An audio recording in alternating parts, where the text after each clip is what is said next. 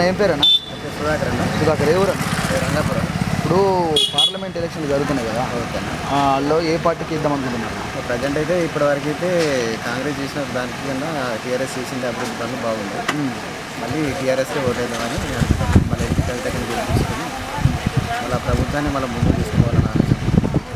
ఇంతకుముందు ఎంపీ కవితకి ఏం చేసారు మీకు?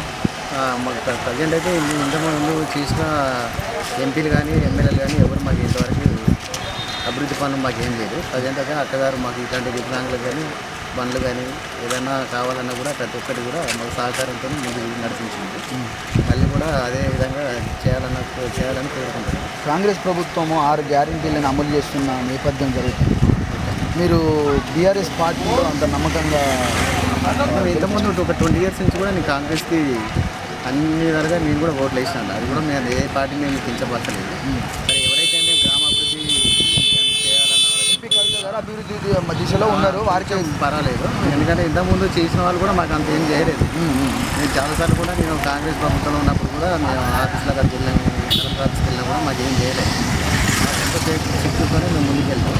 మరి ఈ కాంగ్రెస్ ప్రభుత్వం ఈసారన్నా మాకు అన్నా సహకరిస్తారన్న ఆలోచనతో కూడా చూస్తున్నాం. మరి మొదలనే కదా గెలిచింది.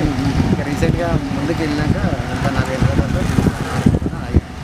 సరే వెళ్ళలేదు. కానీ ఇప్పటివరకు అయితే కాంగ్రెస్ కరెంటు పోతుంది. మార్నింగ్ నుంచి 6 గంటలుగా తీసేస్తారు, 10, 11 అంటారు. వాటర్ సరిగ్గా రావట్లేదు. సరే కేసీఆర్ ప్రభుత్వం ఉన్నప్పుడు మాత్రం అన్ని విధాలుగా ఇప్పటివరకు అయితే ఇబ్బంది లేదు. మొత్తానికైతే ఎంపీ మాలత్ కవిత కవితగా ఓటేద్దామన్న